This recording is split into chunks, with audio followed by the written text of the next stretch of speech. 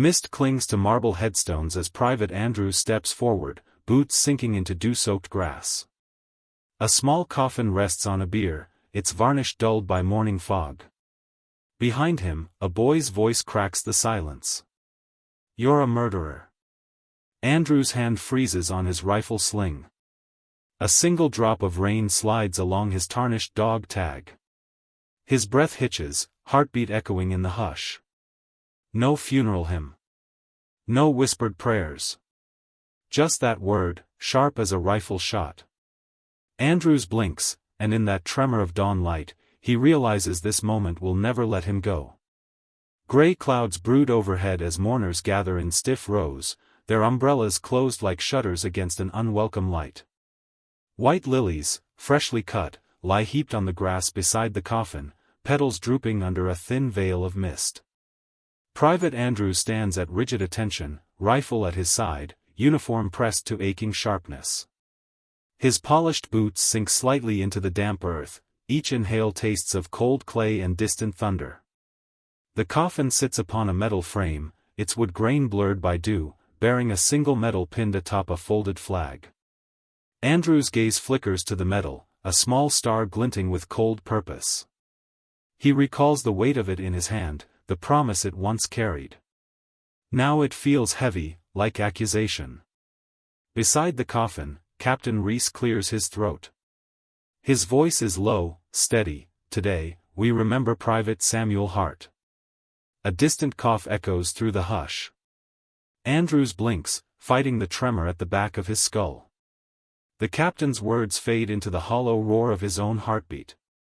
Each tick seems louder than the last. A hush falls again, broken only by the scraping of wet grass as a lone bugler steps forward. Blackened bell of his trumpet shimmers, fog swirling around his elbows. A single note emerges, long, plaintive, as if the earth itself is exhaling sorrow.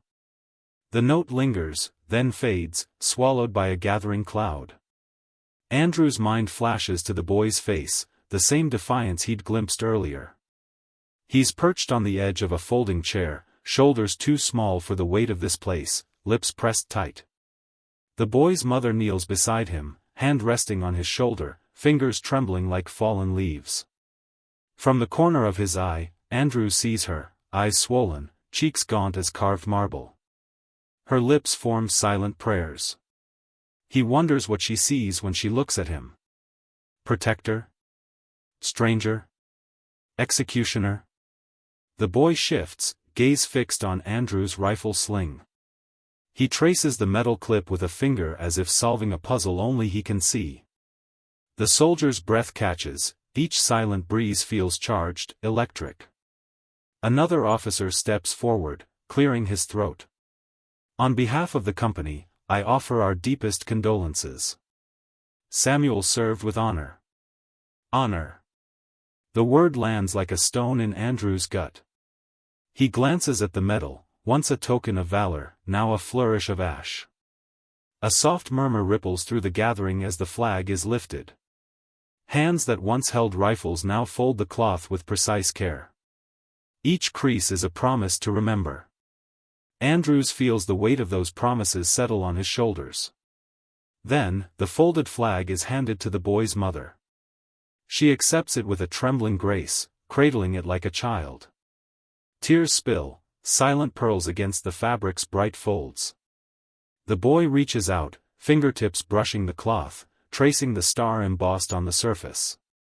He looks up at Andrews, voice barely more than a breath. "I wanted him to come home." Silence crashes. Andrews' hand slides to his rifle, palm flattening against wood and steel. He remembers the orders. The flash of movement. The final crack.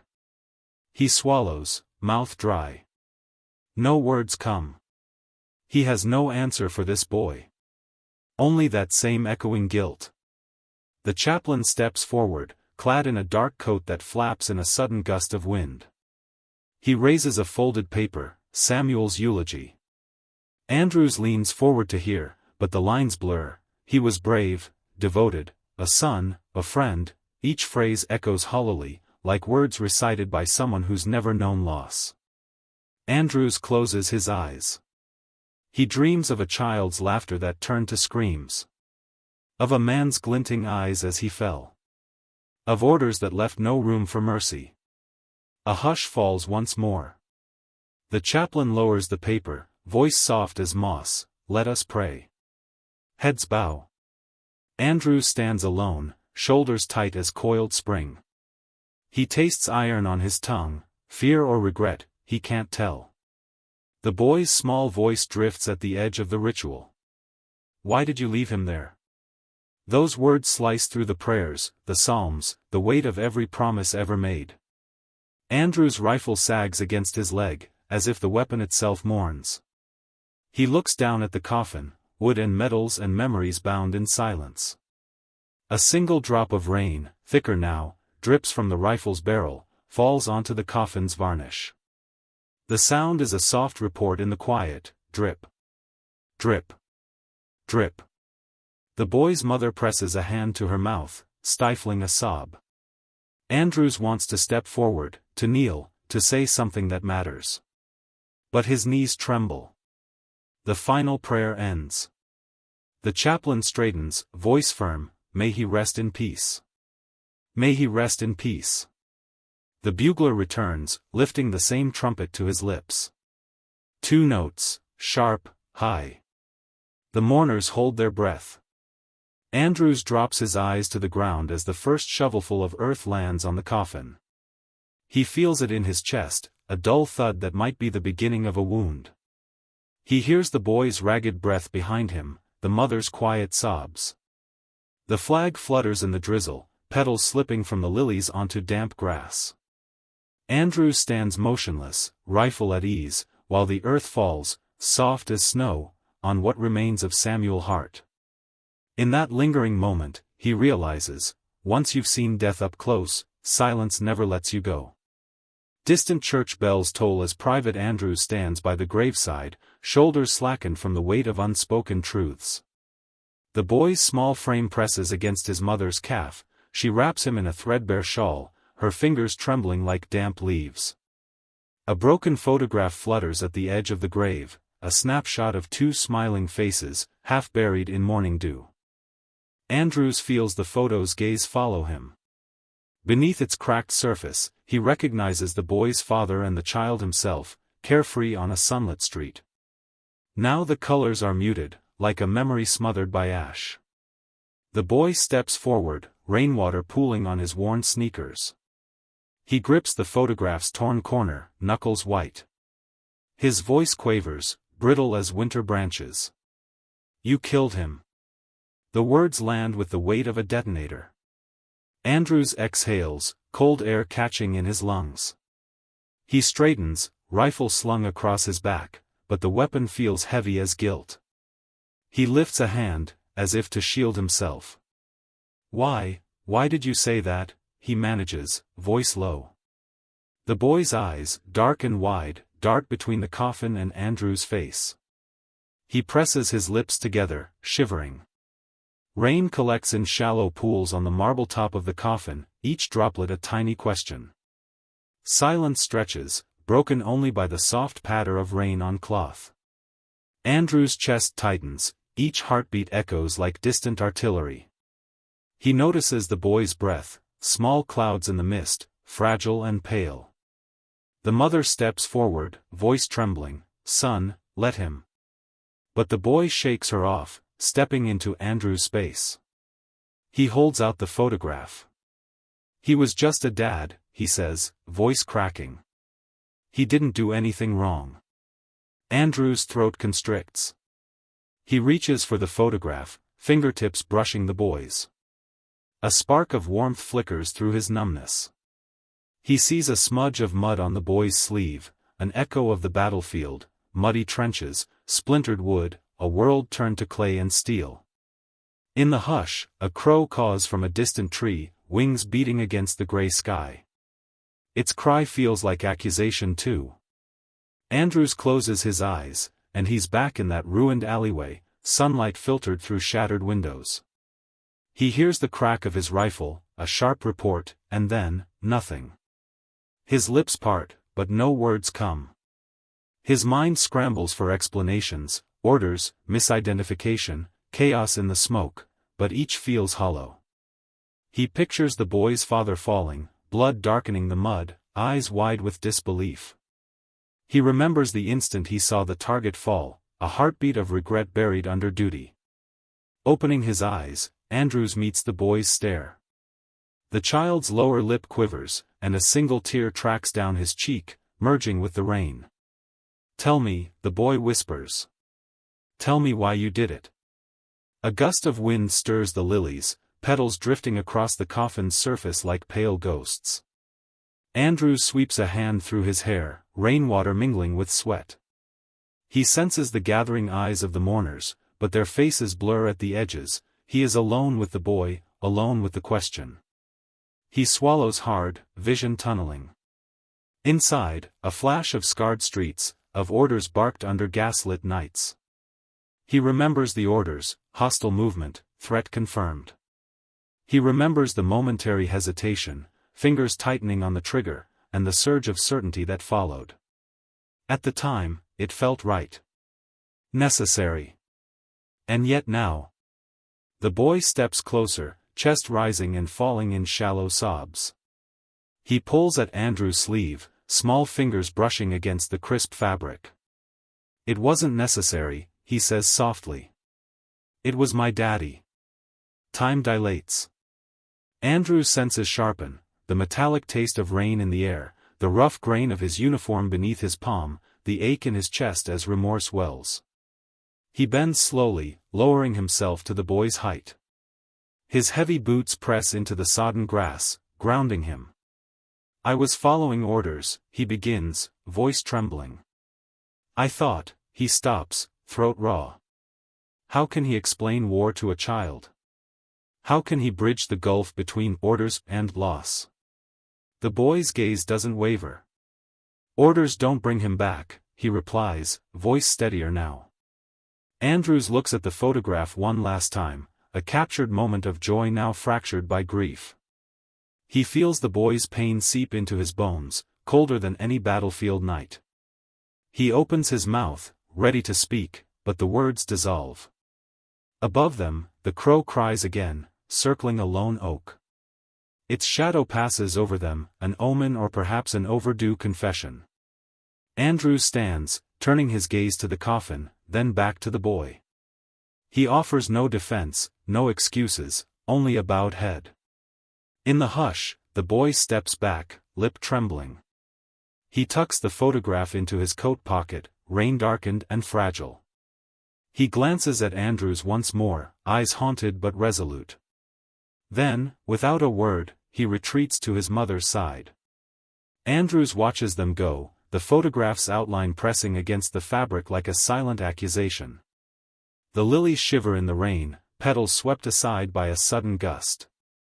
He stands alone, rifle dangling at his side, heart pounding with a question that will not relent. The morning crowd fades into a blur of umbrellas and sable coats.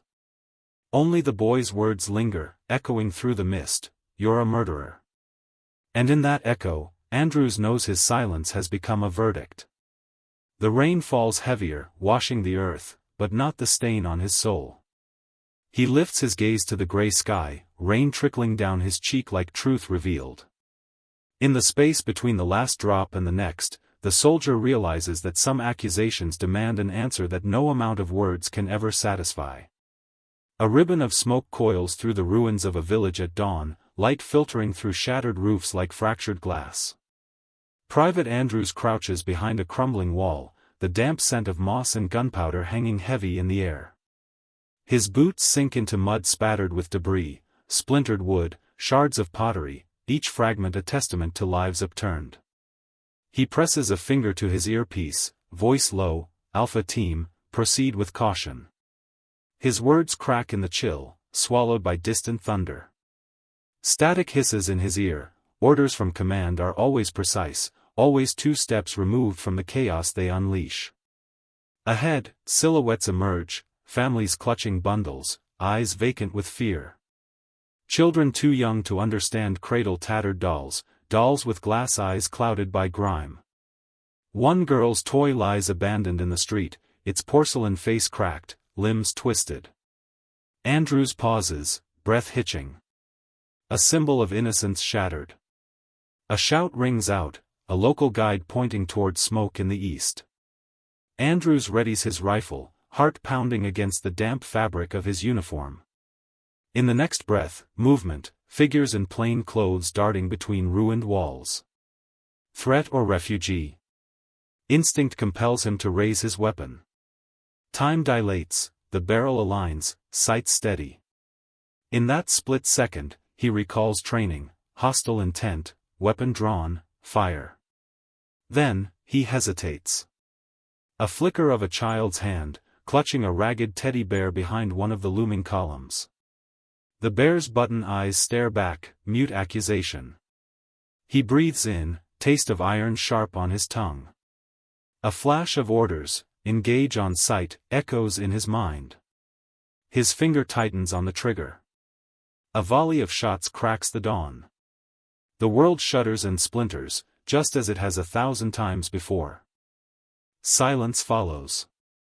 Smoke drifts upward, carrying the coppery scent of blood. Andrews lowers his weapon, knuckles white against the stock. He advances a step, boots sloshing in muddy puddles. A man lies motionless, rifle fallen at his side. Andrews kneels, skin prickling as he checks for a pulse. None. The man's eyes stare blankly, a single tear frozen on his cheek, rain mingled with tears. Behind the corpse, a child cowers, wide-eyed, clutching her bear. She trembles as Andrews stands, rifle held loosely at his side. He lowers his gaze, meeting her small, terrified stare. Words catch in his throat. He offers her a shaky nod, an apology unspoken. The girl glances at her father's still form, then back to him, eyes wide with accusation he cannot escape. The crack of distant mortar fire pulls him back. He turns, moving swiftly across broken ground toward his squad. Each step echoes in his chest, a drumbeat of guilt. In a cluster of collapsed roofs, he finds Corporal Ramirez, face smeared with grime. Ramirez meets his eyes, voice urgent, "Sir, intel says there's more movement north." Andrews nods, swallowing hard. His boots slip on wet rubble as he climbs over a wall, reaching the summit where the village's lone church once stood. The bell tower has collapsed, bell lying silent among the stones. A fitting image, faith buried beneath war's ruin. He kneels beside the bell, tracing the inscription carved into its bronze surface, "For peace, we rang." Now it lies mute, peace a distant promise. Andrews' fingers brush away wet moss, and for a moment, he envisions the bell's echo soaring through the air. Instead, there is only the drip of rainwater pooling at its base. A trembling voice crackles through his earpiece, "Captain Reese, Andrews, status?" Andrews glances down, heart hammering. Civilians present. No hostile fire since, his voice falters. He thinks of the man and the child. Of orders that had no room for nuance. "Hold position," Reese replies, crisp. "Await evac." As the line goes dead, Andrews leans against the fallen bell, shoulders heaving. The wind rustles through broken rafters, sounding like distant sobs. He closes his eyes, trying to steady his breath. Memories surge, the flash of muzzle fire, the thud of bodies hitting earth, the girl's teddy bear soaked in rain and shame. He tastes regret, bitter as wet charcoal. He opens his eyes to the wreckage around him, roof tiles like fallen tiles of a ruined chessboard, each piece a lost life. In the corner of his vision, a crooked crucifix dangles from a half-collapsed beam, wood splintered but still hanging. A symbol of endurance amid devastation. He reaches out, fingertips grazing the crucifix. It sways gently, as though acknowledging his turmoil. A moment of stillness, before the roar of approaching engines. Armored vehicles crunch over rubble, headlights cutting through the gloom. Medics leap out, stretchers at the ready. Andrews steps aside, boots slipping in the muck. He watches as they lift the father's body, gently folding the child into her mother's arms.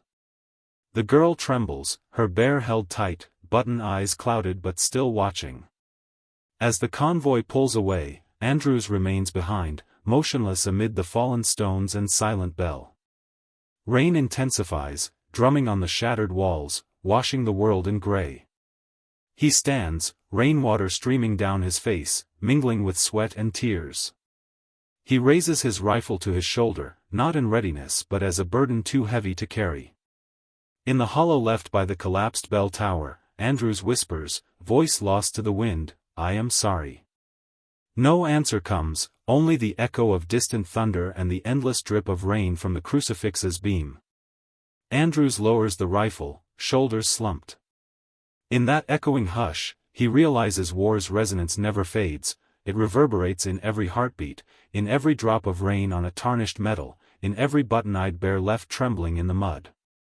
He turns away, leaving the silent village behind, but the echoes follow him, insistent, unforgiving, alive as long as memory remains. Night drapes itself over the barracks like a shroud. Rows of desks stand empty under the harsh glow of fluorescent lights, each surface strewn with maps, reports, and faded photographs. Private Andrews slides into the captain's office, the door clicking shut behind him. He rattles a stack of operation dossiers onto the desk, the pages trembling in his grip.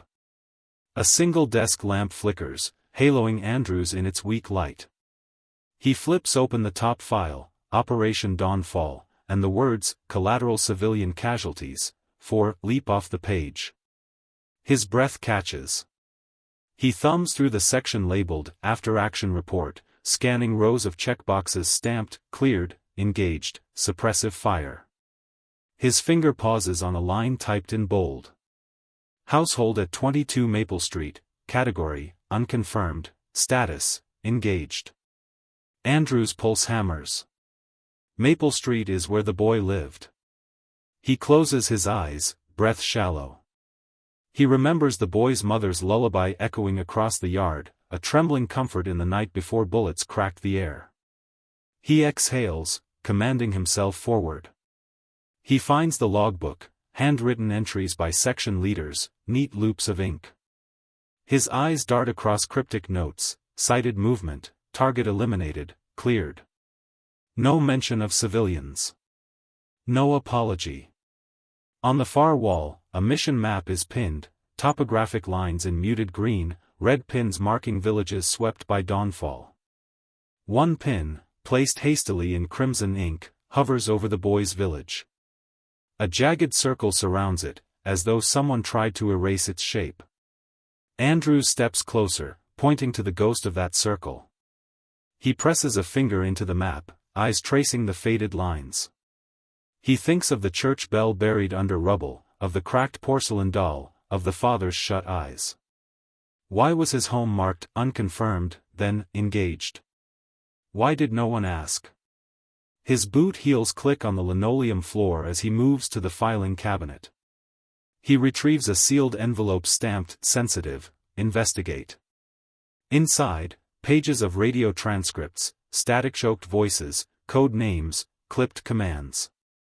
He scans for the date, June 12, 2025, and the time, 0430 hours. A transcript line jumps out. Alpha 1, engage all hostiles. Civilians in zone are secondary. His stomach churns. Secondary. As though lives were footnotes. He slams the folder shut, paper crackling like thunder. The lamp flickers again, momentarily plunging him into darkness. In that void, he hears the boy's voice, "You're a murderer." Andrews bolts upright. His heart rattles against his ribs. He punches a second file open, casualty verification logs. He scans, female, age 32. Male, age 35. Child unaccounted. Asterisks trail beside each name. Asterisk presumed neutralized.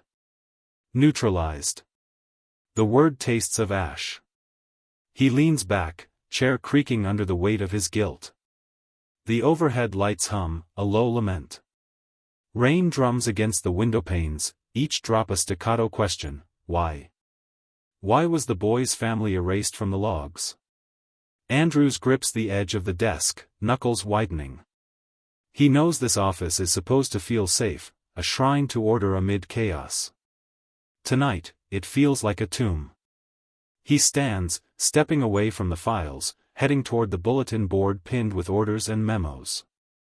His gaze lands on a command memo signed by Colonel Briggs. All post-action documents to be archived within 24 hours. No external audits. No audits. No witnesses. Just silence. Silence thick enough to choke on. A soft beeping draws his attention to the computer terminal. He powers it on, boots tapping on the floor. The screen flickers, then displays a login prompt. Andrews hesitates, this is beyond his clearance. Yet the white-hot ache in his chest pushes him forward. He slips a stolen keycard through the reader. The door to restricted digital archives clicks open. He logs in, eyes scanning file names, dawnfall_photos_001, recon_vid_12jun 2025, noncompetent_list. He double-clicks recon_vid_12jun 2025. A grainy video opens, drone footage of the village at dawn. He watches rooftops, the church spire in silhouette, morning mist swirling. A family steps into the street, waving at soldiers below, bright colors stark against gray ruins. Then, a rapid red laser zeroes in, pings on the father's chest, and the frame jumps. Andrews presses pause. He zooms in. There, pressed into broken pavement, the outline of the boy's toy soldier cradles a shattered helmet. His breath hitches. He rewinds, plays, rewinds, watches again. The footage confirms his fear, they were civilians. No rifles drawn, no hostile movement. Nothing but a man shielding his wife, their child tangled in his coat. A tremor travels up his spine. He can almost see the father's eyes flare in disbelief, the mother's arms flail, the child tighten against him, then fire. Andrews kills the video, heart pounding. The files stare back at him, evidence of a wound he inflicted, under orders he now questions. He slides from the chair, boots scraping as he paces. He runs a hand through his hair, tracing invisible scars. The lamplight casts his shadow long across the wall, dragging him toward a decision. A sudden knock at the door stalls him. Captain Reese's voice filters through, Andrews, you still here? Lights out soon. Andrews straightens, smoothing his uniform. He slots the files back, relocks the cabinet, and powers down the terminal. He pauses at the door, breathing the stale air. Sir, he replies, voice steady though his heart still drums. I have more to review. Reese sighs, don't burn yourself out. Get some rest. Andrews nods, but the words feel hollow. He shuts the door and leans his shoulder against its cool wood, sliding to the floor. Files and maps litter the desk behind him like silent witnesses. He tilts his head back, eyes closing. The hum of the lamp and the patter of rain become his only company. He sees the boy's tear-streaked face, hears his tremor, I waited, but they didn't come. A sharp gust rattles the window, and Andrews opens his eyes. The lamplight flickers, then steadies. He stands, resolve hardening in his spine like forged steel. He gathers the files, tucking them beneath his arm. He retrieves the mission map, clipping it to his jacket. Outside, rain slicks the pavement. He steps into the corridor, rifle slung at his back, footsteps muffled by worn carpet. His reflection passes in a tinted window, face drawn, eyes haunted, yet determined. He's no longer just a soldier following orders. He's a man bearing witness to his own errors. As he exits the barracks into the night, the lamp behind him goes dark. In the corridor's shadow, Andrews moves toward questions that demand answers, leaving behind the silence that nearly consumed him, and stepping into a storm of his own making. In that storm, one truth becomes as clear as lightning: some injustices cannot be left unanswered. Rain hammers the corrugated roof as Andrews steps onto the cracked doorstep of the boy's home. The door hangs half open, its hinges groaning like a tired sentinel. Inside, shadows pool in corners. The only light comes from a single lamp perched on a battered wooden table, its filament flickering against arms of darkness. He crouches at the threshold, boots leaving dark arcs of water on the warped floorboards. Muddy footprints, too small for the soldier's size, snake through the room, leading toward a low bookshelf bowing under the weight of dog-eared books. Andrews follows them, heart thundering. Each print tells a story of tremulous steps taken in terror. On the table, scattered drawings lie face up: a house painted in cheery yellows, its windows black voids, a family of stick figures, one drawn larger and outlined in red, a teddy bear soaked in rain, eyes smeared with charcoal. The boy's art is silent testimony, a child's cry for safety translated into shaky lines. Andrews reaches out, bracing himself against the table's rough edge. His fingers hover above a drawing of two figures beneath rain clouds. The larger figure's arms cradle the smaller one, like a father shielding his son. Beneath the sketch, scrawled in trembling black crayon, "They came at dawn." A soft shuffle behind him makes him freeze. The boy stands in the doorway, coat buttoned tight against the damp chill, eyes reflecting the lamp's glow. He holds the edge of a ragged blanket, as though it shields him from more than just cold. Andrews rises slowly, keeping his hands visible. The rifle strapped to his back feels foreign here, an emblem of destruction in a place of loss. "Can I sit?" the boy whispers, voice thin as smoke. Andrews nods and gestures to a broken chair. The boy perches on its cracked seat, blanket pooling at his ankles. He pulls it closer, shifting side to side as though unsettled by memories that won't stay buried. Andrews stands by the lamp, its circle of light too small to chase away the gloom. He watches the boy's chin tremble as he gathers courage. "I was drawing," the boy begins, voice catching. He lifts one of the pictures, 3 stick figures under 2 slanted lines of rain. "My daddy said, no rain lasts forever." But, his breath catches. He stares at the drawing as if it holds the answers. It rained that morning. They came before the sun. The lamp flickers. Shadows cavort on the walls, like ghosts replaying the tragedy. Andrews leans forward, chest tight. "Who came?" he asks softly. The boy's fingers tighten on the paper. "Soldiers," he says, the word tasting of ash. "They wore green coats. They called it a mission." His dark eyes lift to Andrews, searching for understanding, perhaps mercy. Andrews feels guilt bloom like a wound. He fights for composure, remembering his own orders: advance at first light. Secure the area. He shifts his weight, boots creaking. "Your father," Andrews begins, voice low. "He tried to get you both out?" The boy's jaw tightens. He folds the drawing carefully, placing it on his lap. "He guided us to the church." He glances over his shoulder toward the collapsed pews that peek through the window. But the smoke was thick, and the soldiers, he pauses, gaze flicking to Andrews. They didn't stop. A single tear pools in the boy's eye, catching the lamp's glow. Andrews steps closer, shadow merging with shadow. "I saw him," the boy whispers. "He held my hand. He told me to run." He brushes a stray lock of hair from his forehead. "I ran into the alley. I heard the shot." Silence presses in. Outside, rain rattles the rusty roof, a relentless drumbeat. Andrews closes his eyes, the echo of that morning resurfacing, the flash of a barrel, the fleeting glimpse of a father's fall, the child's cry lost in the gunfire. When he opens his eyes, the boy is watching him, small shoulders hunched against grief. Across the room, a crooked crucifix leans against a cracked mirror, its reflection fractured, as though faith itself splintered. Andrews kneels before the boy, careful not to crowd him. His voice is a whisper, "I'm sorry." The boy's gaze drifts to Andrews' uniform, the dog tags gleaming dully in the lamp's weak light. He swallows, and for a moment, the room stills, the ragged breathing, the steady drip of rain, the flicker of flame in the lamp. "Why didn't you stop?" the boy asks, words fragile as glass.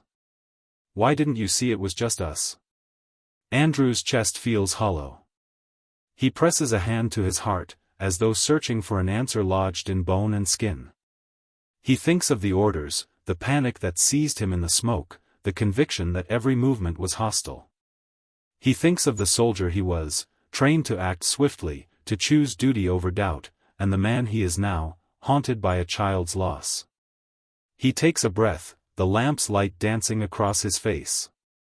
"I saw shadows," he admits, voice breaking. "I believed we were under attack."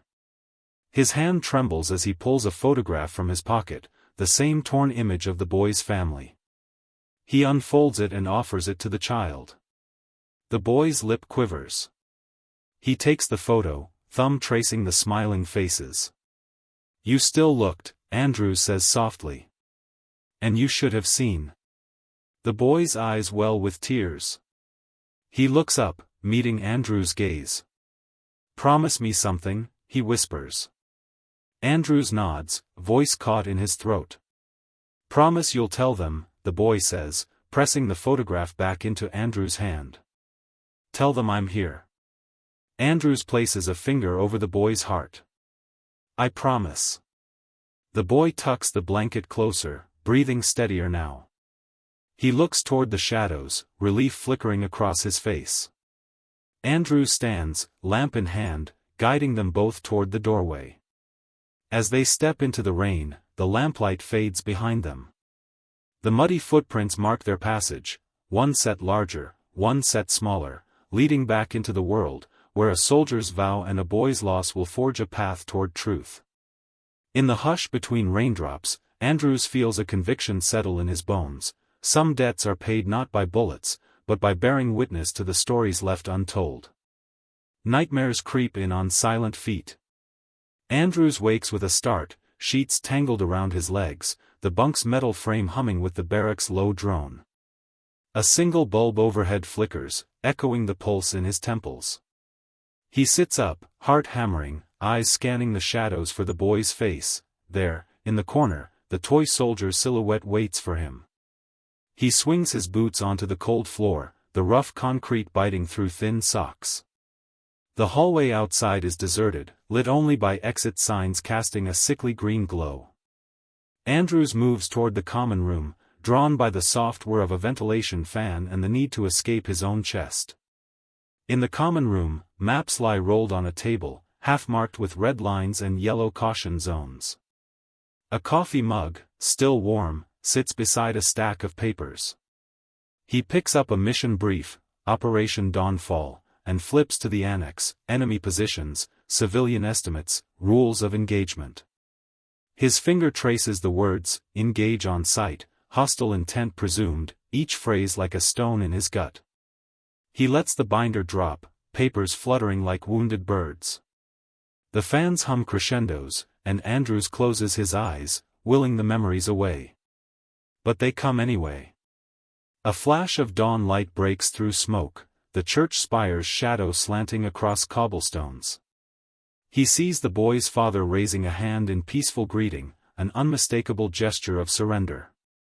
Then the crack of his rifle, the father's eyes widening in disbelief, the thud of his body against stone.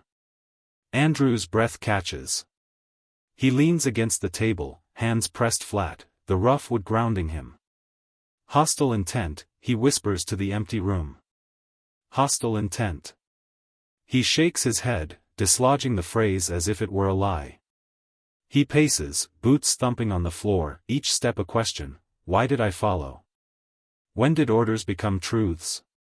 He thinks of Colonel Briggs' briefing, fog of war, men. Decisions in seconds. Briggs had smiled, patting Andrews on the shoulder. Trust your training. Trust. The word tastes bitter. Because training taught him to see shadows as threats. But the truth, he wonders, must surely lie in what his eyes actually saw, not what his orders told him to see. He pulls a chair to the center of the room and sits, spine rigid. He opens his field notebook, scanning the sparse entries he made that morning. 0425, approach village. 0427, civilians sighted.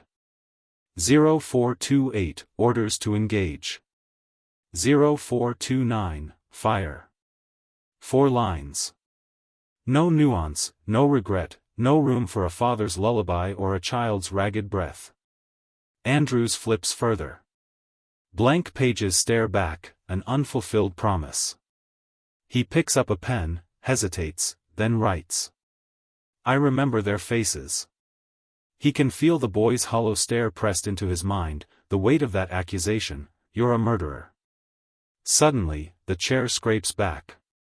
Andrews stands, vaulting to the table, fingers clutching the mug. He tips it, letting bitter coffee spill across the papers, ink running like bleeding lines on a page. The acrid scent fills his nostrils, mixing with the tang of regret. He slams the mug down, shards of porcelain rattling. Maps shift, coffee stains blot the annex. He breathes raggedly, chest heaving under the lamplight's glare. Why didn't I question? He snarls at the empty room. His reflection shimmers in a darkened window, eyes wild, uniform unkempt. He stalks to the window, pressing his palm against the glass. Outside, military vehicles rumble to life, headlights carving paths through night's embrace. He watches them depart, each taillight a fading beacon of certainty he once held. A flicker of motion catches his eye. On a nearby bulletin board, a yellowed photograph, pulled from a local newspaper, shows the boy standing beside his father, both smiling in sunlight. The mother's arm loops protectively around them. The caption reads, Civilians evacuated safely. Evacuated safely. Evacuated safely? His jaw clenches. That lie, printed in ink and sold for profit, should have set him on fire. Yet he never noticed. Or refused to notice. He rips the photograph free, crumpling it in his fist. The paper buckles, edges torn. He holds it up to the lamp, watching the fibers twist like wounded roots. Safe, he mutters, voice hollow.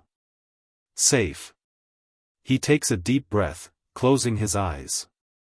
The room goes silent, save for the hum of machinery beyond thin walls. Inside, he can almost hear the boy's small voice, I waited, but they didn't come. And he did wait, wait for command, wait for clarity, wait for someone else to see the truth. But no one came. Andrews opens his eyes, resolve carving lines into his face. He sets the photograph on the table, smoothing it flat.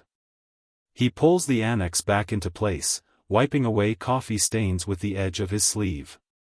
He reaches into his pocket, withdrawing the torn photograph of the boy's family. He lays it atop the mission brief, letting its bright colors bleed into the text. The father's smile intersects, engage on sight. The boy's wide eyes hover over, collateral damage.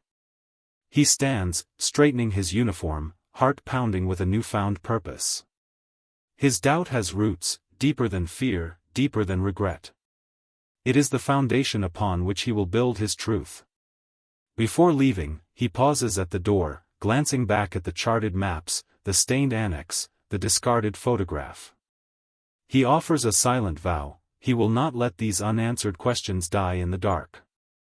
The barracks corridor stretches before him, lit by exit signs and dim sconces. Andrews steps into the light, boots clicking with intent.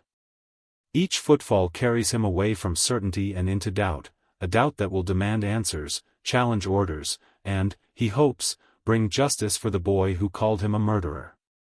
In the hush that follows, the barracks settle into their nightly rhythm. But Private Andrews walks on, doubt his companion, a quiet drumbeat that refuses to fade.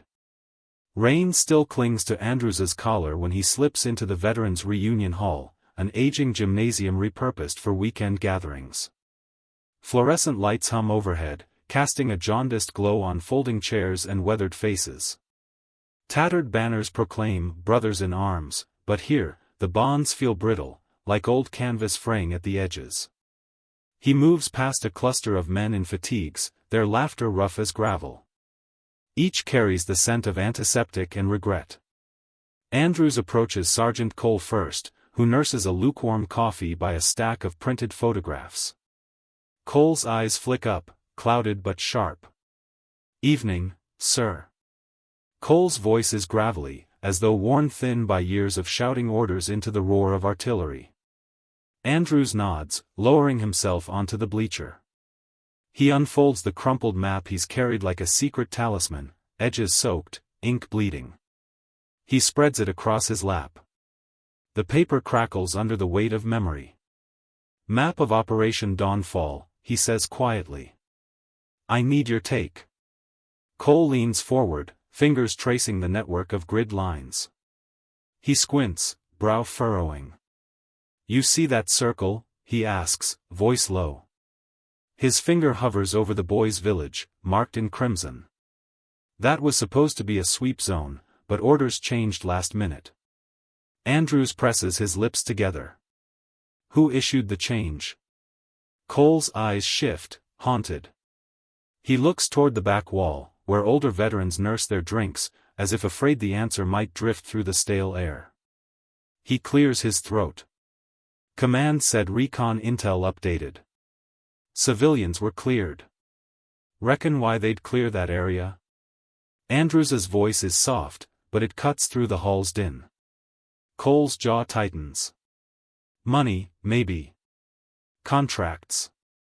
Less resistance means faster ops, more contractors paid." He jerks his chin toward a corkboard plastered with news clippings, headlines too faded to read, edges curling like old wounds. Andrews nods, sliding the map into his jacket. "Thanks." He rises, heart thudding, and crosses to find Corporal Nguyen, someone who'd been beside him in the village's smoking dawn. Nguyen stands by the snack table, methodically nibbling on a stale muffin. "Nguyen," Andrews greets. The corporal glances up, blue eyes haunted by distant artillery. "Sir." He pushes the muffin aside. Andrews crouches beside him. "Recon logs, did you see anything odd?" Nguyen inhales, voice barely above the overhead buzz. "Yes, sir." Coordinates shifted.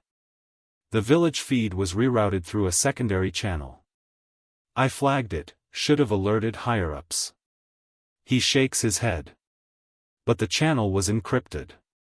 I never got clearance." Encryption. Secrecy. Andrews feels the walls close in. He pictures the boy's father falling under orders executed in silence. "Can I see the logs?" Andrews asks. Nguyen hesitates, then nods. He retrieves a USB drive from his pocket, its metal casing scuffed, like a battered helmet. Andrews takes it, feeling its cold finality. "Thanks," he says, standing. Nguyen watches him go, eyes reflecting the fluorescent glare, hope and fear tangled in their depths. Outside, the rain stutters against the windows as Andrews steps into the night. He unlocks his car and plugs the drive into his laptop, a device more comfortable revealing secrets than the human heart. The screen flickers to life, illuminating his clenched jaw. He opens recon_vid_12JUN 2025, and watches again, frame by frame. Then he loads Dawnfall_logs, and scrolls through lines of code, time stamps, grid coordinates, operator IDs. His finger halts on an entry stamped by operator_X. At 0426 hours, just before the volley. Coordinates update, shift target perimeter 120 meters east. Confirmed. He rewinds, comparing the original map from his files. Perimeter ran north-south, sweeping clear of the village center. The updated map, carried by his unit that morning, cuts directly through Maple Street. A storm rumbles as if echoing his discovery. He opens contract_agreement.pdf, financial records linking Grace Holdings Limited to the logistics unit. The company's logo, a stylized compass rose, stares back at him. He remembers the mayor's contract signature on the evacuation plan. His chest tightens, guilt and rage intermingling like thunderclouds. He downloads the files onto a secure drive, encrypts them, then deletes the originals with trembling fingers. A tapping at his car window startles him. He looks up to see a thin-looking man, one of the reporters he'd met earlier, holding a steaming coffee. "Late night?" the journalist asks, voice hopeful. "Got something I need to see." Andrews exhales, the decision pulsing in his veins. He unlocks the door. "Come in." Inside the car's cramped interior, he slides the secure drive across the console. The journalist takes it, eyes bright with the promise of truth. "Thank you," Andrews says, voice thick. The reporter nods, cradling the drive like fragile evidence. This could change everything. Andrews sits back, rainwater dripping from his hair. He stares out the windshield, watching raindrops race down the glass, each a tiny confession, each an echo of the past chasing him. In that moment, he realizes tracing the past is not about unearthing blame alone, it's about restoring humanity to those reduced to coordinates and collateral. Each log entry, each encrypted message, each shifted line on a map had buried a family under paperwork instead of dust. He turns off the engine, the reporter gathering notes beside him. Outside, the streetlight flickers, illuminating the compass rose of Grace Holdings on the drive's label, a silent accusation shimmering in the mist. As they part ways, soldier and scribe, Andrews feels the burden lighten slightly. He's carried the map, the logs, the contracts. Now someone else carries them forward. He closes his eyes, listening to the patter of rain on metal. The echoes of war may never cease, but each truth revealed loosens their hold, like knots unraveling in the dark. Andrews steps into the night, hood drawn against the wet. In the hush between thunderclaps, he whispers to himself, "No one is forgotten." The road ahead glistens under street lamps, each reflection a promise that tracing the past can lead toward justice, and that even the heaviest maps can guide lost souls home. Smoke drifts low over the battlefield, curling around splintered beams and shattered walls like specters rising from the earth. Private Andrews moves forward, rifle raised but barrel slack, each step a negotiation with unseen obstacles, twisted rebar, scorched earth, the carcasses of what once were homes. His breath puffs in the chill air, mingling with the acrid haze. Through the gray veil, he sees them, faces etched into the smoke. A man's eyes, wide with surprise, a woman's lips parted in a silent plea, a child's hand reaching out, fingers curled as if to touch warmth that no longer exists. They drift toward him, spectral silhouettes replaying the moment his world fractured. Andrews freezes, rifle weightless in his hands. He blinks, and the phantoms dissolve. But the memory remains as sharp as flint. Sunrise cracked through broken rooftops that morning, gilding the smoke in molten gold. Andrews crouched behind a half-collapsed wall, heart hammering beneath his flak vest. Orders had come through the radio just minutes before: engage all hostile movement. Confirmed enemy positions at grid 14B. He'd seen a cluster of figures entering the square, uniformed men, he believed, advancing with rifles at the ready. He risked a glance. The haze parted enough for him to see one figure step clear of the rubble, a man in plain clothes, arms raised in a gesture of surrender. Behind him, a woman stumbled, clutching a child's hand. The child's toy soldier dangled from his coat pocket, glinting dully in the sunlight. Instinct took over. Andrews exhaled, sight steady. The recoil jumped against his shoulder. 2 shots rang out, echoing through the empty streets. He watched the man crumple, eyes widening in disbelief. The woman screamed, a raw cry that shattered the haze. The child froze, mouth opening in a silent wail. In that heartbeat, time slowed. Ash drifted down like confetti, showering the fallen man's medals. Andrews saw the father's eyes, still bright with paternal warmth. He saw the mother drop to her knees, arms spread wide around her child. He saw the boy's face, pressed against the dust, eyes swimming in tears that mingled with grime. Then the smoke swallowed them whole. Back in the present, Andrews stands motionless as wind whips more smoke around his legs. He remembers the flash of blue sky above, the smell of cordite mixed with earth, the taste of regret already on his tongue before the first shot even fell. He sifts through the haze, searching for their faces again. A flicker of movement, a hunched figure at the edge of his vision. He spins, scanning the ruins. Nothing. Just smoldering beams and the echo of his heartbeat. His knuckles whiten on the rifle's grip. The weapon feels foreign now, its purpose corrupted by that instant of misidentification.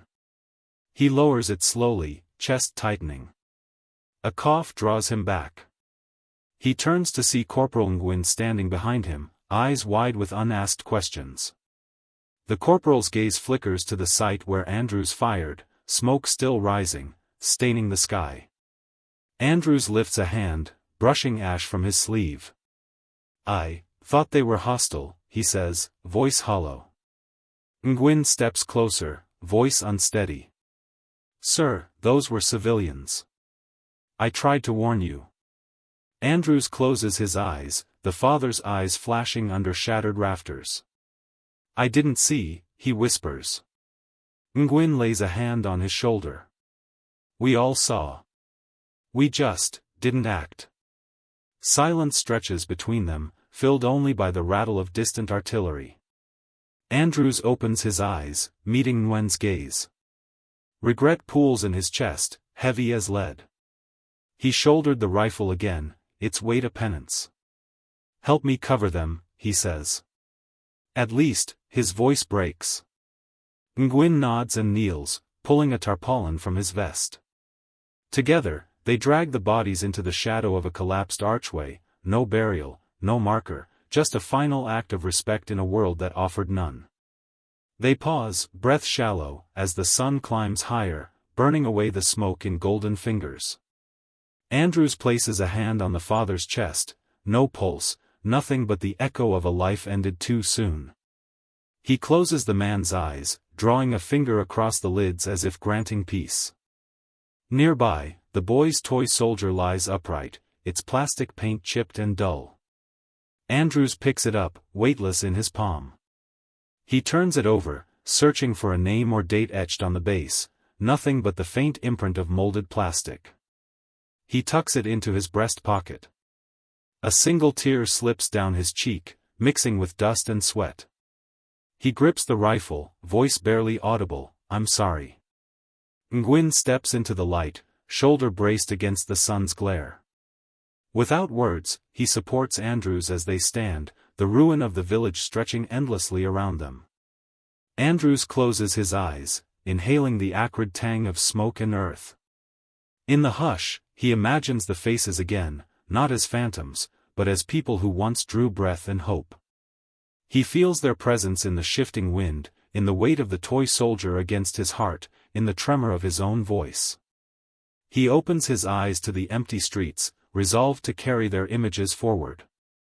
The smoke may clear, but their faces will linger, in every report he files, in every testimony he gives, in every moment he kneels before someone else's loss and chooses to see. As he shoulders his rifle and moves on, the village behind him fades into memory. But the echoes of those faces in the smoke trail him, quiet reminders that in war's haze, recognizing humanity can be the boldest act of all. Private Andrews steps into the hushed corridor of the abandoned headquarters, the overhead lights flickering like dying embers. Concrete walls, once alive with orders and radio chatter, now stand mute, streaked with dust and the ghosts of decisions past. His boots echo on the terrazzo floor, each step a heartbeat of defiance.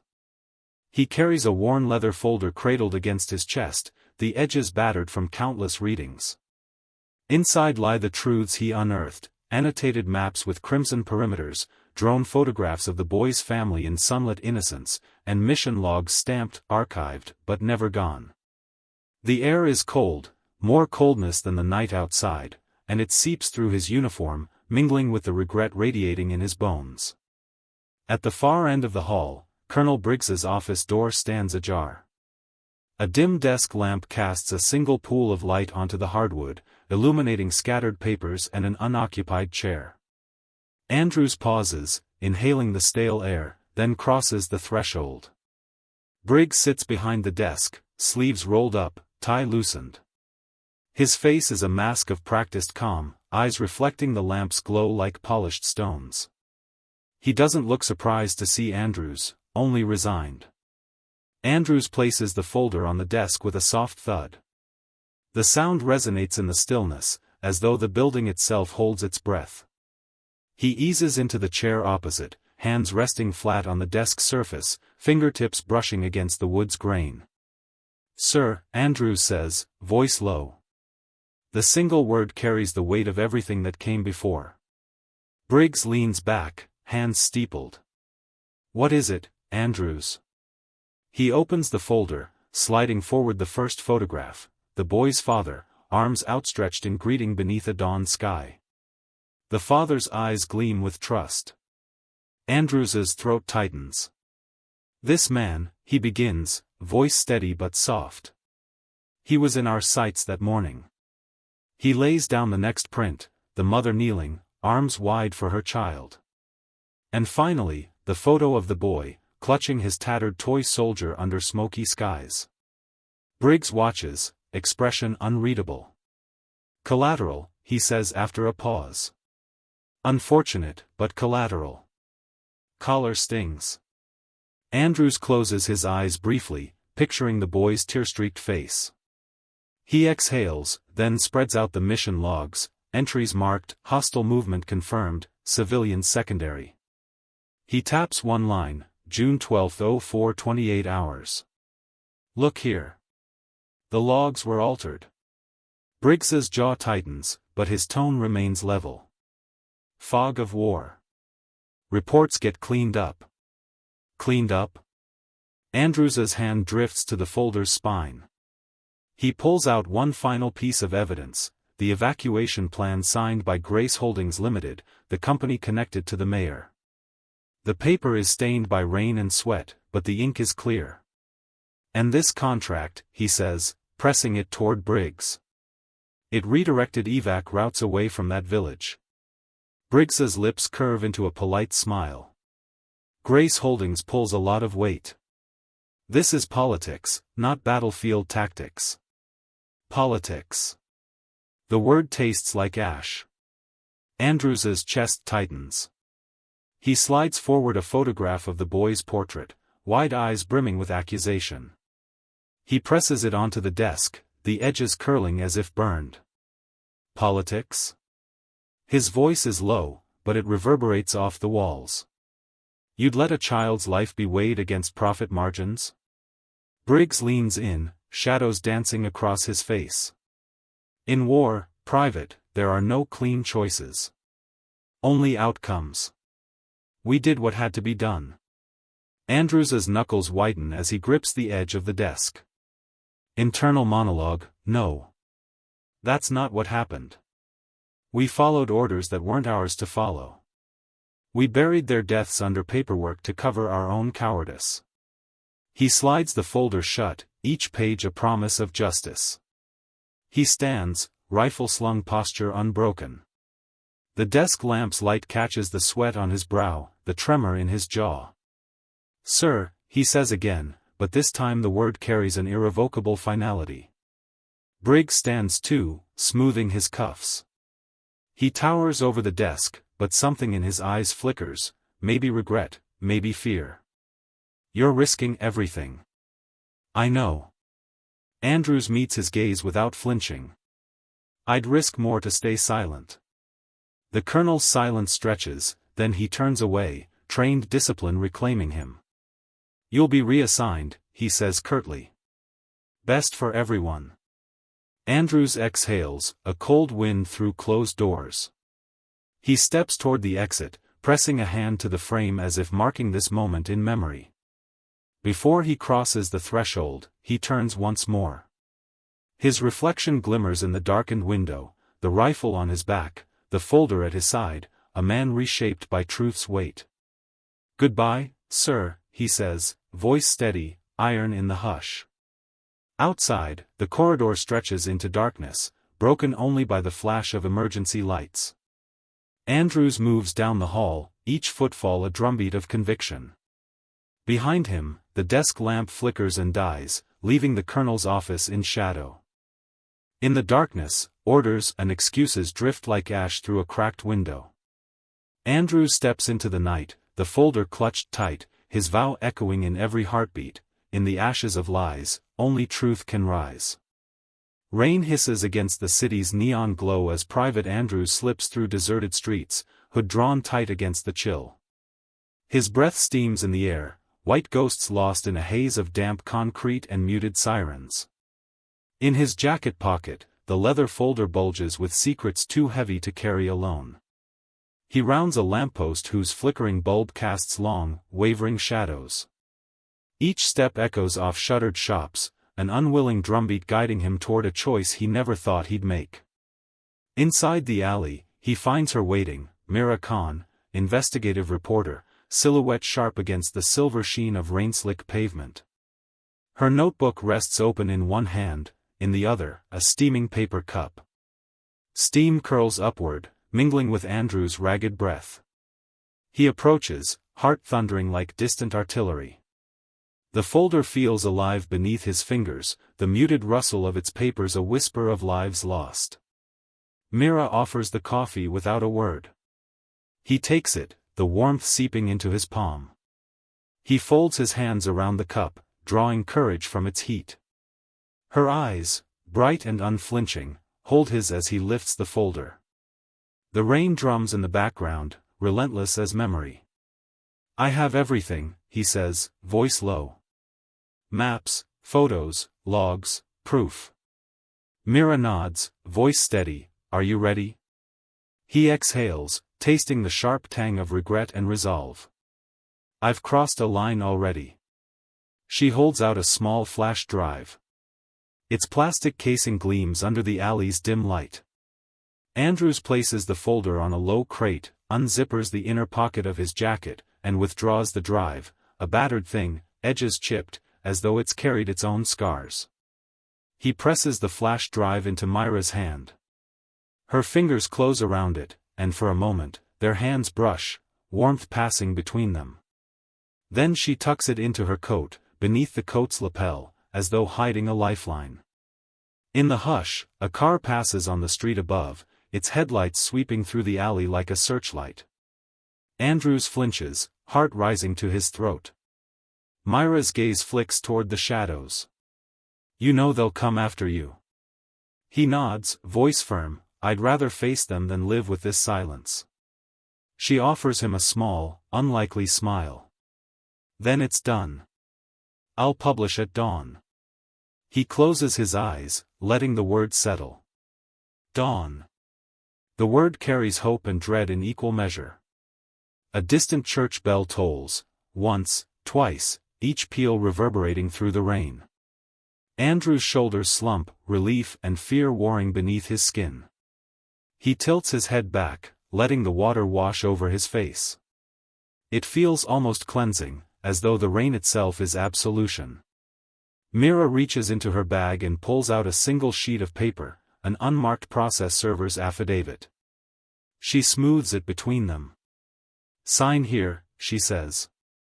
Andrews draws a breath, glancing at the document's stark lines. He lifts a pen from Myra's pocket, its silver barrel cold against his fingers, and signs with a single, deliberate stroke. His name scrawled like a promise. Mira tucks the affidavit into her notebook. "Thank you, Private." He nods, hood rising as he turns away. On the wall beside him, spray-painted graffiti peels in protest, "Truth or consequences." He pauses, reading the message twice. Then presses on.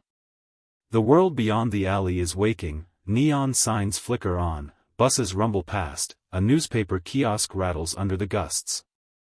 Andrews emerges, chest heaving beneath the weight of action finally taken.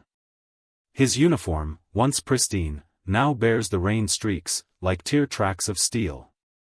He folds his arms, gazing up at the sky where clouds churn, preparing for dawn's first light. In his mind, he hears the boy's small voice once more, "Tell them I'm here." And he did. A police cruiser slides around the corner, headlights sweeping in his direction. Andrews ducks into the shadow of a doorway, breath held tight. The cruiser idles, then moves on. His knuckles unclench, his spine straightens. He steps back onto the sidewalk. Each footfall hits pavement slick as glass, each echo a reminder that some lines, once crossed, can't be uncrossed, and shouldn't be. As he walks away from the city's darkest corners, Andrews feels the flash drive's weight in his mind, an ember of truth that will set the world alight. He can almost imagine the morning headlines, the shake of political bloodlines, the faces forced to look at what they'd left unseen. Up ahead, the first hues of dawn bleed into the sky, pale pinks and bruised purples chasing away the storm. The soldier stops and closes his eyes, letting the colors wash over him. In that instant, he understands, silence was the enemy all along. He breathes in the new day, rain-scented and raw. No turning back now. Andrews steps forward into the light, crossed lines guiding him toward justice in the ashes of war. A battered television flickers in the dim living room, its glow dancing across peeling wallpaper. The anchor's voice crackles through static. Unprecedented leak exposes Operation Mistaken, implicating high-ranking officials in the cover-up of civilian deaths. Documents and video evidence provided by an anonymous whistleblower have forced an immediate inquiry. The screen shifts to grainy footage, the drone's view of the boy's family stepping into the street, arms empty of weapons. The caption reads, "Civilians targeted." Private Andrews watches from the threshold, rainwater dripping from his jacket onto the threadbare carpet. He does not speak, his eyes trace the flicker of the boy's face on the screen, wide, tear-brimmed, accusing.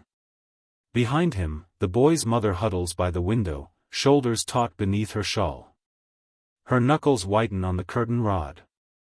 The reporter's voice trails off, replaced by the hum of static. Andrews steps forward without a sound, boots muted on cracked floorboards. His gaze lingers on the toy soldier perched on the TV stand, its chipped paint vivid against the gloom. He reaches out, lifts it, and holds it tenderly in his palm. He turns, offering the toy to the boy. The child, seated on the couch in threadbare pajamas, stares at the miniature figure, fingers unclenching around a wooden replica of the same soldier. The two toy soldiers mirror each other, one plastic, one carved by small hands. Neither speaks. Rain taps on the window like a gentle heart, filling the space between them. Andrews moves to the door without a glance, then exits. A moment later, he returns, carrying two chipped mugs of tea. He sets one beside the boy on a low table stained by years of spills. The steam wreaths the room, softening edges. The boy picks up his mug, swirling dark liquid. He blows across the surface, watching ripples form like concentric memories. Andrews stands behind him, hands folded, eyes on the same point where rain beads on the glass. Minutes pass. The television remains muted, the anchor's image frozen mid-report. The world outside pulses with scandal and uproar, but here, inside this fractured house, time has slowed to the rhythm of shared breaths. Andrews' mind drifts, they will hold someone accountable, perhaps the mayor, the colonel. But neither reckons with the weight of a child's silence. He shifts his weight, hesitant, then sits on the edge of the couch, far enough not to crowd the boy. His uniform's creases still bear Rain's imprint, but his posture is relaxed, unguarded. The boy's gaze drifts from the window to Andrews, then back to the toy soldier. He lifts it, and for the first time, their eyes meet. In that flicker, Andrews senses both caution and longing, an invitation to bridge the chasm between them. He nods once, imperceptibly. The boy offers the wooden soldier, hand extended. Andrews takes it gently, turning it over, tracing the carved seams. Together, they hold the two soldiers, one in each palm, symbols of lives twisted by war. Neither speaks. The unspoken promise hums between them, I see you. I remember. A breeze stirs through a cracked window, carrying the scent of wet earth and renewal. The boy's mother retreats to the kitchen, her soft footsteps echoing down the hall. Left alone, Andrews and the boy sit in silence, the rain's percussion their only conversation. Andrews sets the wooden soldier atop the TV stand, beside its plastic twin.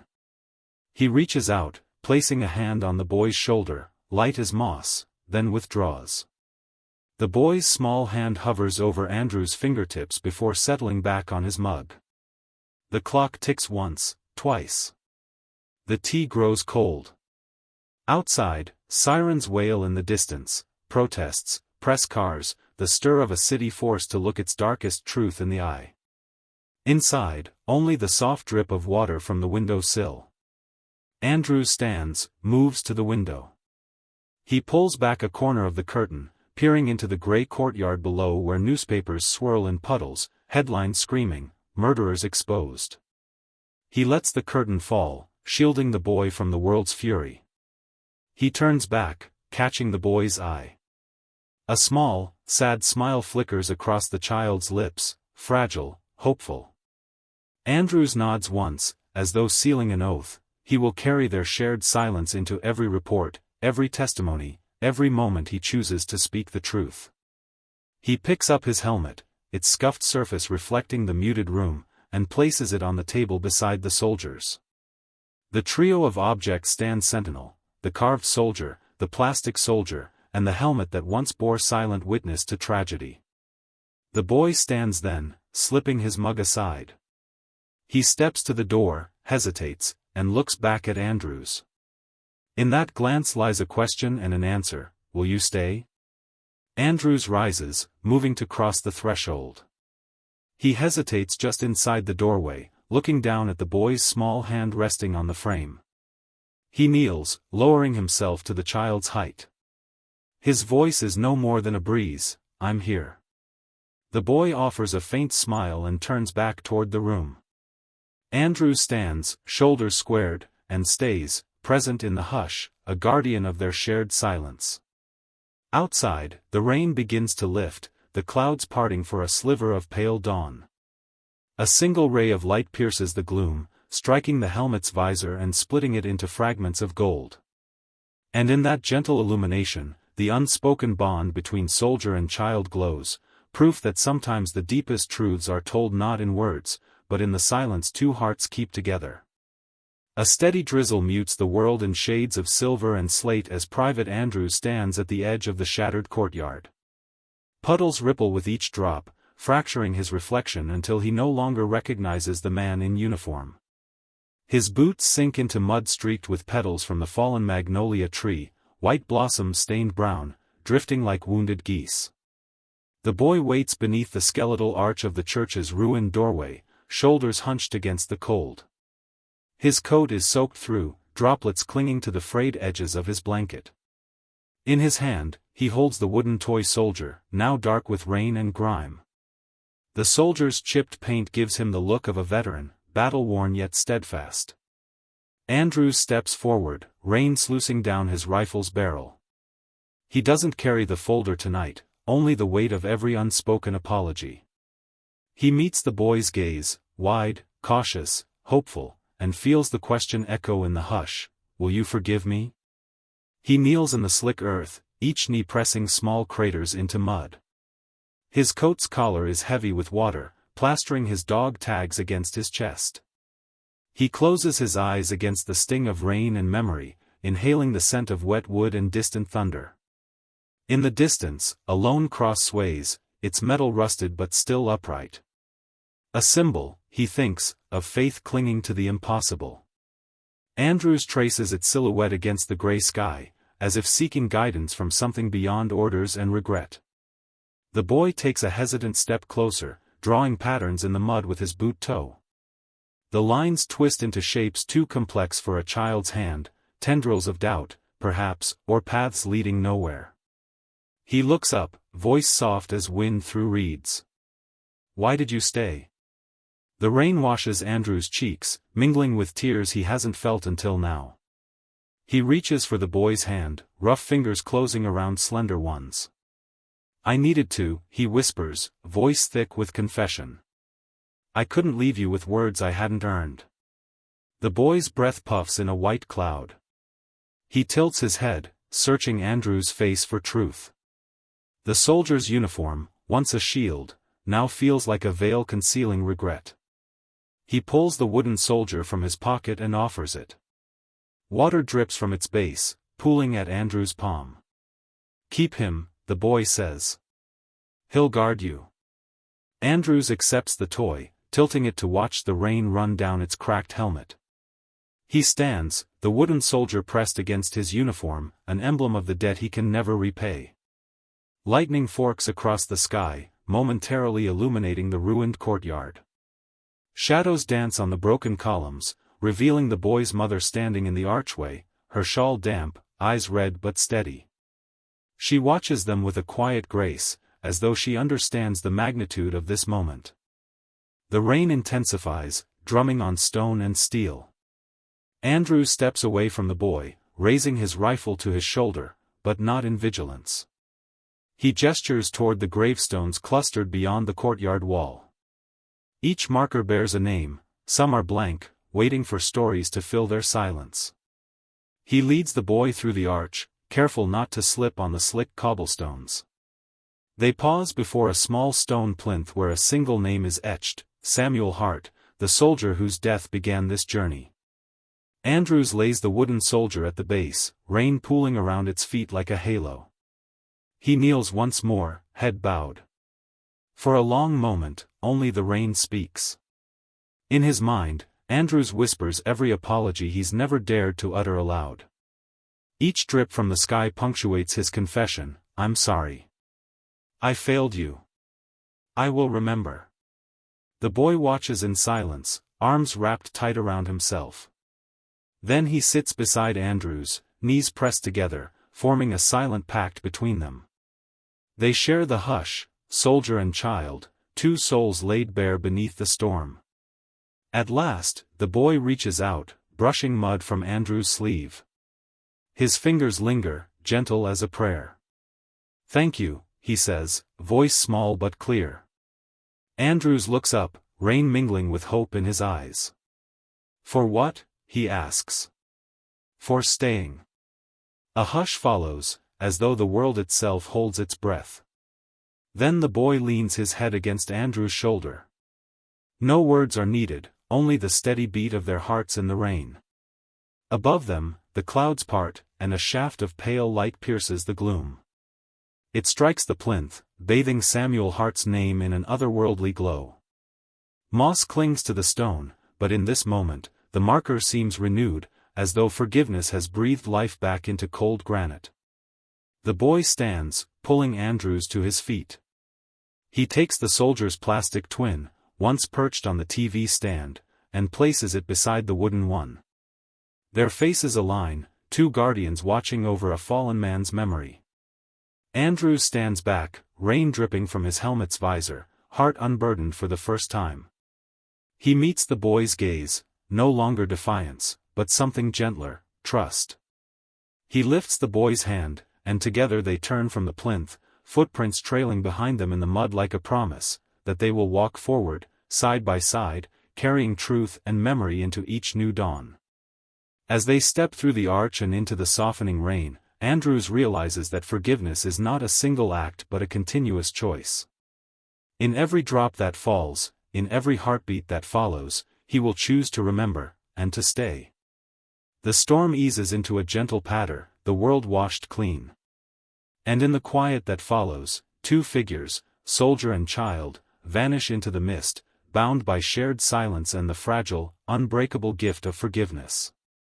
Dawn spills gold across the playground, illuminating a row of painted handprints on the fogged windows of the Children's Safety Center.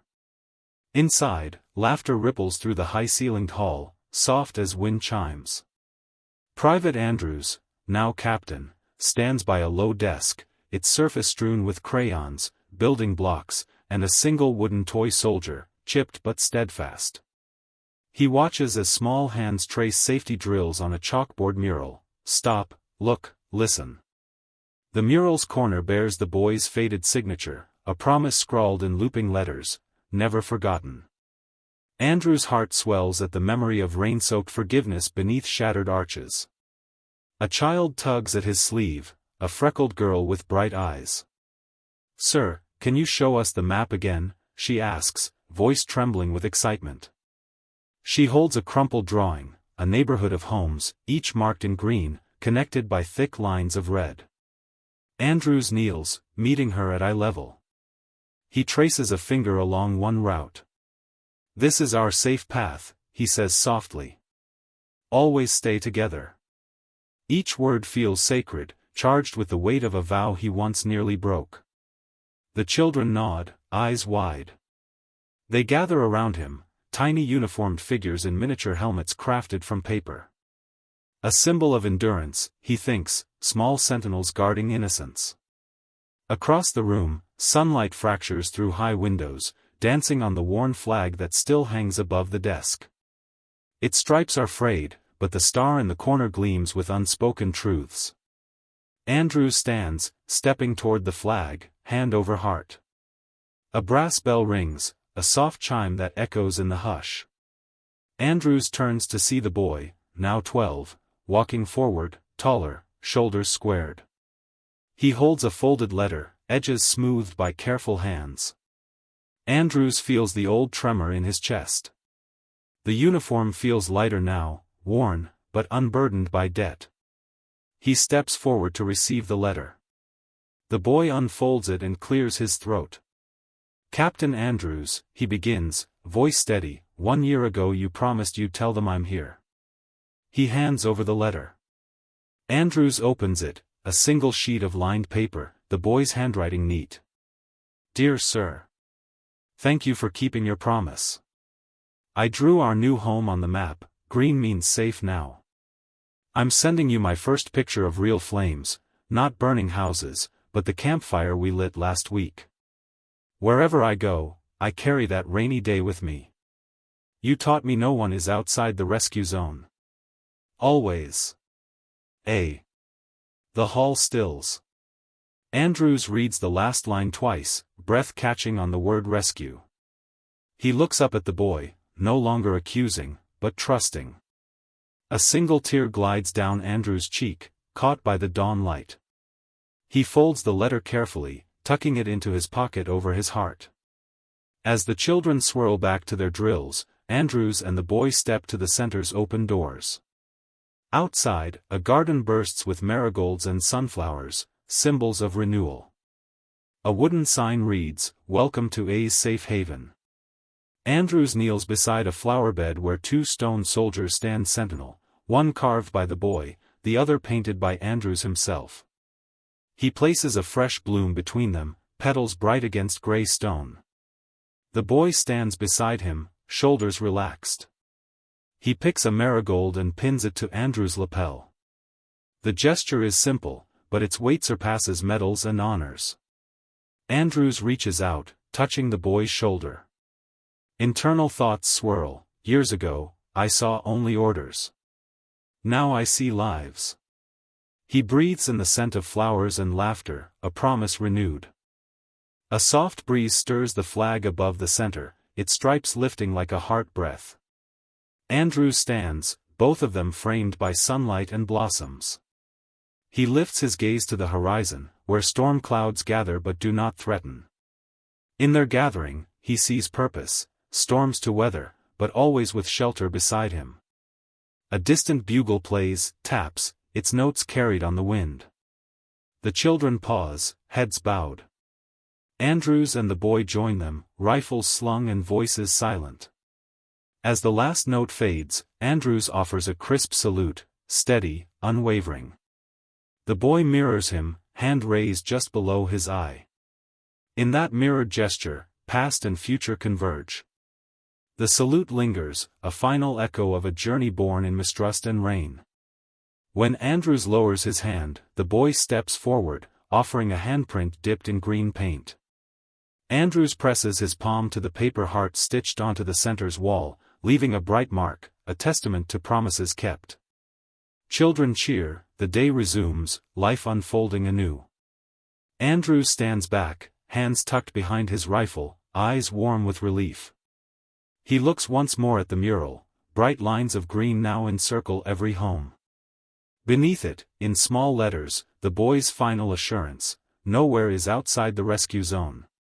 Andrews smiles, a quiet exhale. In that moment, he knows the vow endures, not on maps, not in orders, but in hearts renewed by truth, safety, and unwavering mercy.